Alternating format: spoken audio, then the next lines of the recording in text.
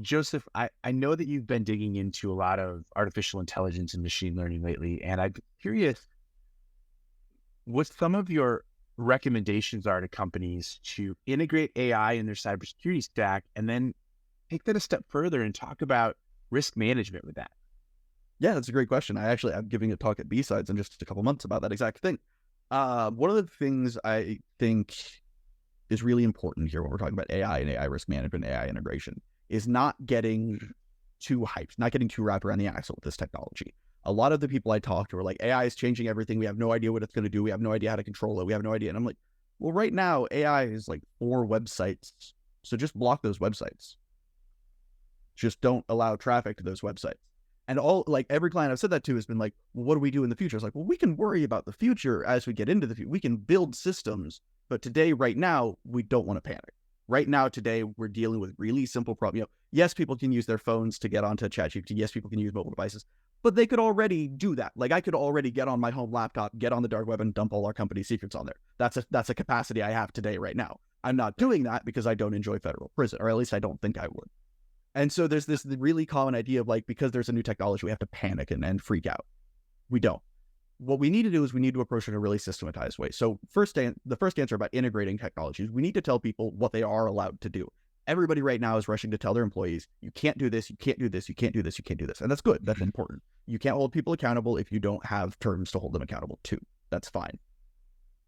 However, most of the organizations are not following that up with now here's what you can do. Here's how you can use this technology. Here's how you can make it better. And that's one of the things that's really going to cause them to miss out. Because as I point out, when I talk about risk management with AI, one of the risks I point out to all of my clients is that a huge risk with AI is opportunity cost. The risk that you are not going to adopt the technology effectively, that you're not going to adopt it as quickly as your competitors are. Now, obviously, we don't want to get into a FOMO situation where it's like, oh, your fear of missing out is going to cause you to make bad choices. But when we're assessing risk, we need to understand that AI represents a massive risk or a massive raise in productivity for the people who use it. I use AI every day as part of my job. I wrote our acceptable use policy to make sure that everybody in our company would be able to use it effectively and make it a part of their day. But I also wrote it with the clear intent of everyone should be using AI for the things AI is good for. And the things AI is good for are tools like things like outlining, creating document templates, email drafts, all of these like basic communication tasks that can get really time consuming. I've many times had the experience of like, oh, I need to write a quick email and it takes me 30, 45 minutes to write the email because I have to go back and check information. I keep having to go back, reword. And it's all these little tiny details that none of them takes any real time at all, but in aggregate, they can really just kill your day. And AI is amazing for that. It's a wonderful solution for that. Now, the risk management side of this, obviously, and also with integration, we're looking at tools like Microsoft Copilot, Copilot for Security, GitHub Copilot. Those tools, we can't really get into the specifics of integrating those into your environment here on this podcast because you have to have a really, really tailored integration for tools like that. You need to really understand what you're using it for. You need to really understand how you're using it. You need to have a good relationship with whatever vendor is providing it to you. AI, especially business spanning AI, is not the sort of thing you can just buy from a vendor on the internet and be done. You need to have access to their engineering team, their incident reporting team, their data management team. You need to be able to ask really deep technical questions because this is going to have access to all of your data, all of your systems. We talk about things like FedRAMP and SOC 2. We're going to go way beyond a lot of that when we start getting into real AI integration. That gets into the risk management side of the house. Now, I already mentioned acceptable use policies telling people what they can and can't do.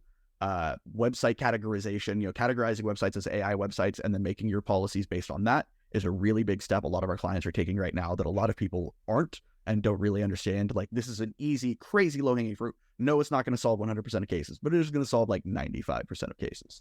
And then also just, again, getting into user training and getting into, you manage risk by understanding that risk. And so understanding, as I just said, tailoring your approach of what AI you're integrating really carefully. And as part of that tailoring, understanding what risks are being introduced, particularly the third-party risks. A lot of these AI companies are owned by extremely wealthy individuals who have made it really clear they're willing to use their companies to pursue their personal aims, their personal vendettas. And that's a concern. You don't want to be a company who's necessarily beholden to whatever the latest social media maniac thinks and is whatever, X'd, I don't know. Next. Tweeted. Yeah. So it's that's the key risk is understanding or the key risk management is understanding not only from a technical perspective, but from an operational perspective.